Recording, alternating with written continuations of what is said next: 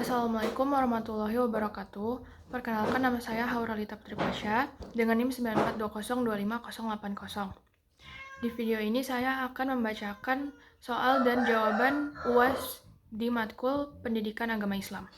Nomor 1, Ali bin Abi Thalib dengan pernyataan yang terkenal, yaitu Al-Quran baina dafatai al-mushaf la yantik wa innama yakalamu bihi ar-rijal, atau Al-Quran yang terdapat dalam mushaf tidak berbicara, yang membuatnya dapat berbicara adalah para pembacanya. Jelaskan apa yang beliau maksud dari pernyataan tersebut. Jawabannya, melalui model pembacaan seperti itu, maka dimungkinkan terjadinya proses pengayaan tafsir, sesuai dengan latar geografis, sosial budaya, dan spirit zaman saat Al-Quran ditafsirkan. Dengan kata lain, perbedaan latar belakang keilmuan penafsiran akan mempengaruhi corak pemahaman terhadap Al-Quran. Begitu pula, perbedaan latar sosial budaya dan geografi penafsir akan berbeda hasil tafsirnya. Seseorang yang dibesarkan di lingkungan yang rasional akan cenderung memperlakukan Al-Quran sebagai kajian filsafat. Sebaliknya, seseorang yang biasa bergelut dengan kajian teologis akan memposisikan Al-Quran sebagai teks doktrin dan dogma. Seseorang yang besar dalam kultur budaya Arab tentunya akan memiliki pemahaman berbeda dengan orang lain yang besar dalam kultur budaya Asia atau Eropa. Pembacaan Al-Quran abad ke-7 tentunya juga akan memiliki pemahaman yang berbeda dengan pembaca Al-Quran abad ke-21. Ini semua menunjukkan bahwa Al-Quran dapat menjadi sumber inspirasi bagi semua orang sepanjang masa dan di seluruh dunia. Inilah yang disinyalir oleh Ali bin Abi Thalib dengan pernyataan yang terkenal, Al-Quran baina dafatai al-mushaf la yantik wa innama yakalamu bihi ar-rijal. Atau Al-Quran yang terdapat dalam mushaf tidak berbicara, yang membuatnya dapat berbicara adalah para pembacanya. Nomor 2, pribumisasi Islam diantaranya mengambil bentuk seni vokal atau tembang yang dipergunakan untuk menyampaikan pesan-pesan moral Islam. Apa yang dimaksud dengan pribumisasi Islam? Lalu bagaimanakah cara dakwah Wali Songo pada masanya? Jawabannya, dakwah Wali Songo di Pulau Jawa merupakan contoh konkret dakwah yang sengaja melakukan inkulturisasi Islam. Para wali mempergunakan instrumen-instrumen kebudayaan yang ada untuk memasukkan pesan-pesan Islam. Misalnya, tradisi selamatan 3 hari, 7 hari, 100 hari pada masa dahulu di masyarakat Jawa dilaksanakan jika anggota keluarga meninggal dunia. Oleh para wali, momen dan forum kumpul-kumpul tersebut dibiarkan, tetapi dimodifikasi dengan membaca Yasin, tahlil, tasbih, tahmid, dan sholawat, dengan diselingi pesan-pesan keagamaan. Pribumisasi Islam adalah psikologi indigenos yang mengembangkan spiritualitas keberagaman berangkat dari akar kearifan lokal. Khazanah kearifan lokal itu ditafsirkan membentuk variasi keberagaman yang dapat dimaknai ke dalam berbagai unsur budaya. Ia mampu mengubah substansi spiritualitas atau tauhid tanpa mengubah bentuknya. Ketika tauhid mampu dibangun bersama narasi-narasi lokalitas, Islam dapat menyatu ke jantung masyarakat yang beragam latar budaya. Disinilah Islam rahmatan lil alamin dipraktikkan tanpa menyakiti manusia. Nomor 3, apa yang kamu ketahui dengan NU Muhammadiyah? Apa yang kamu ketahui Syiah, Ahmadiyah, Jil, dan apa yang menyebabkan ketiga aliran itu dilarang di Indonesia? Jelaskan. NU dan Muhammadiyah merupakan dua organisasi kemasyarakatan ormas Islam terbesar di Indonesia. Kedua ormas ini memiliki kekayaan budaya yang sangat besar manfaatnya bagi bangsa Indonesia. NU memiliki pondok-pondok pesantren yang tersebar di seluruh pelosok Indonesia, terutama di Pulau Jawa.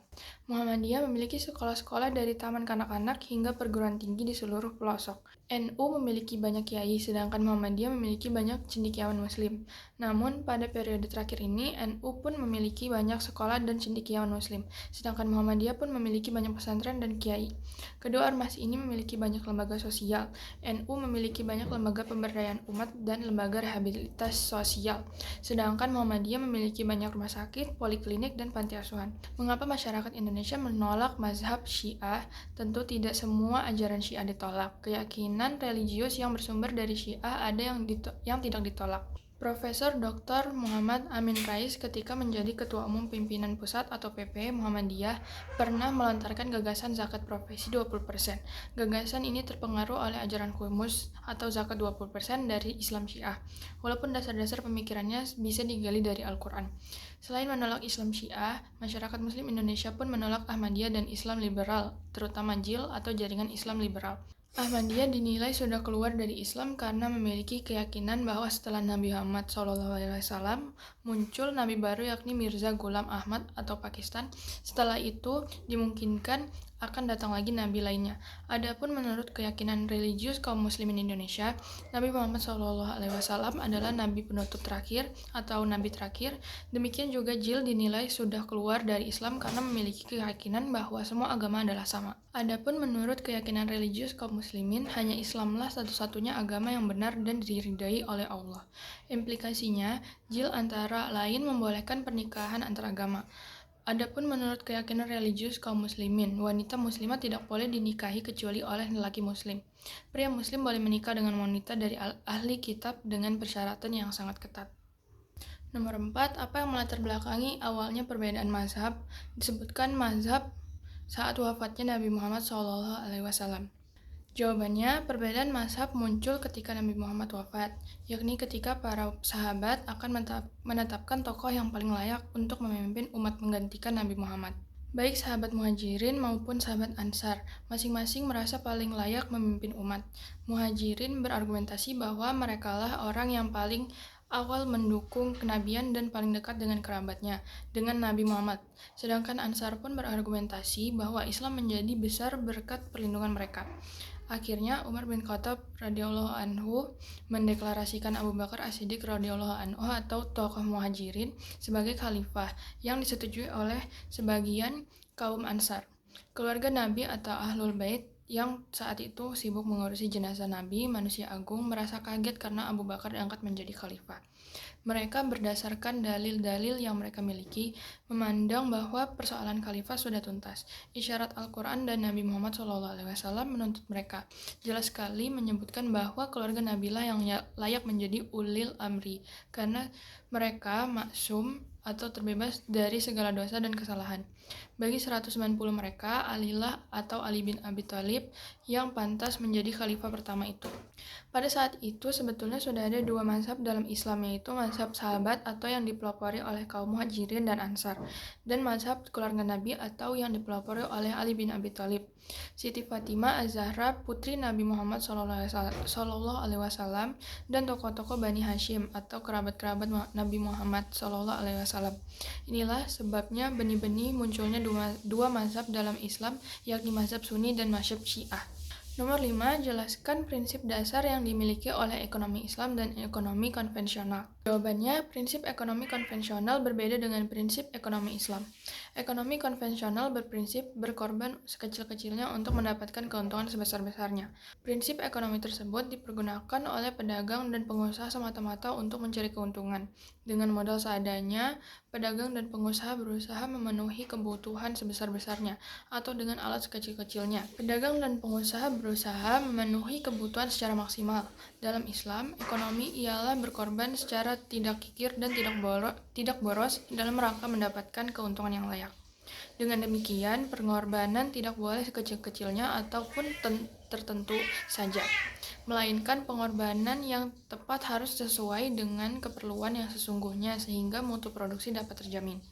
Demikian pula, keuntungan tidak perlu dikejar sebesar-besarnya dan tidak perlu melewati batas. Jadi, keuntungan monopoli dilarang dalam Islam. Oleh karena itu, keuntungan harus sewajarnya dan tidak merugikan orang lain. Nomor 6, bagaimanakah Islam memandang tentang politik term Islaminya adalah siasah. Jelaskan apa yang dimaksud dengan siasah dustiriyah, siasah dauliyah, dan siasah ma'aliyah. Jawabannya, bagaimana pandangan Islam tentang politik? Politik yang dalam term Islam disebut siasah merupakan bagian integral atau tak terpisahkan dari fikih Islam. Salah satu objek kajian fikih Islam adalah siasah atau disebut fikih politik.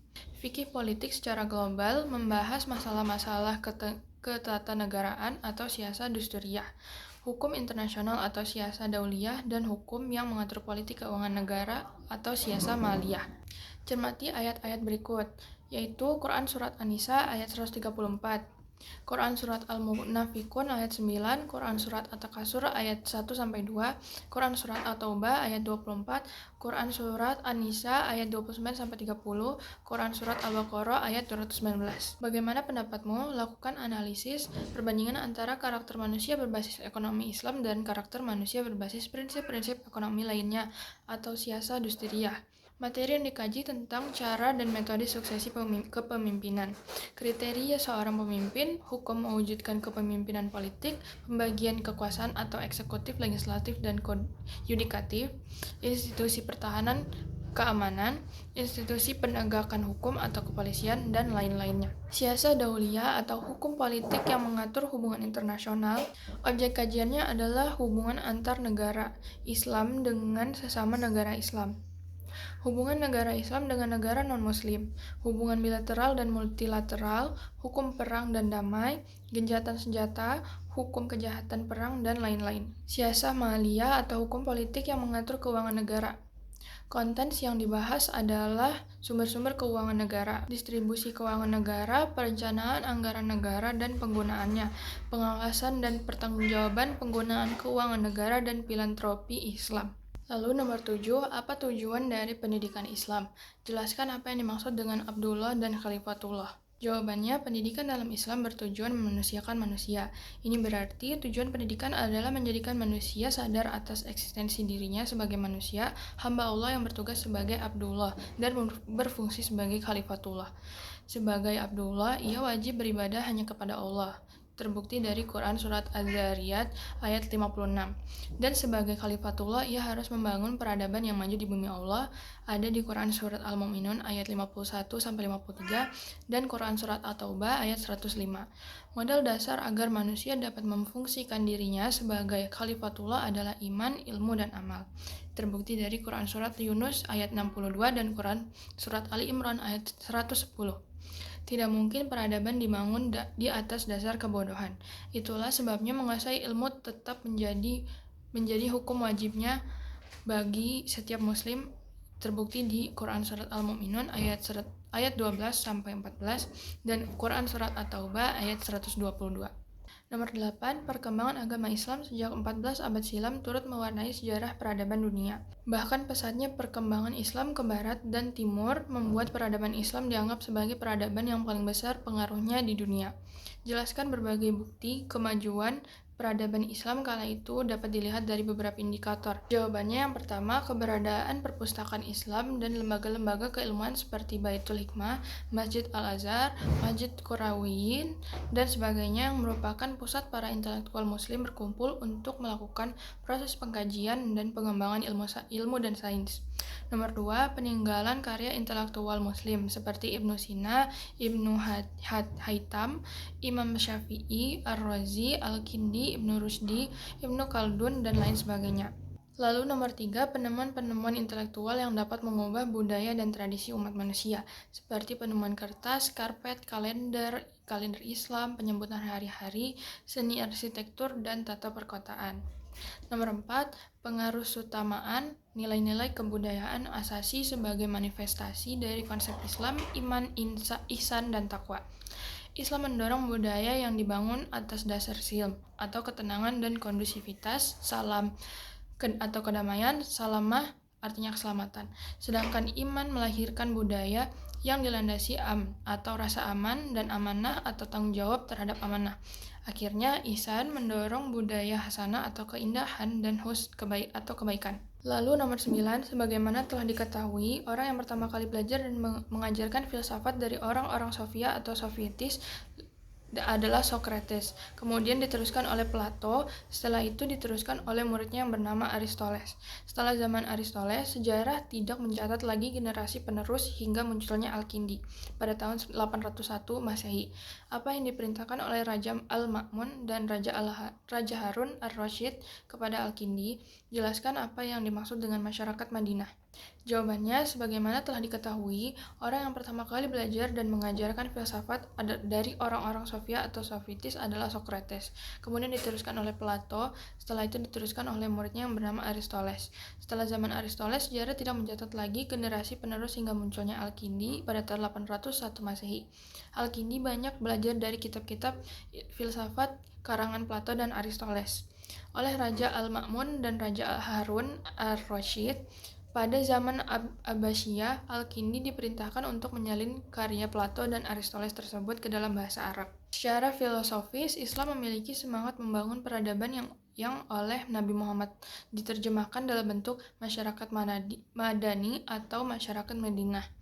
Sebagai civil society, kala Rasul hidup dan terus membangun kerjasama dengan masyarakat Medina yang menjemuk dan berhasil membentuk common platform atau kalimat pemersatu atau kalimatun sawa. Lalu nomor 10, apa yang dimaksud dengan Masjid Kuba dan Masjid Diror? Jelaskan siapakah Al-Sufah itu. Jawabannya, sumber teologis utama Masjid adalah Quran Surat At-Taubah ayat 107-108.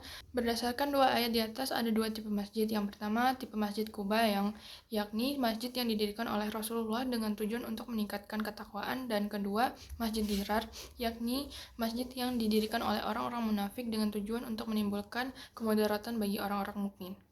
Sahabat-sahabat Nabi Muhammad yang tidak memiliki keluarga di Madinah dan kebanyakan merupakan kaum fakir miskin tetap memiliki pengabdian yang sangat besar kepada Nabi Muhammad.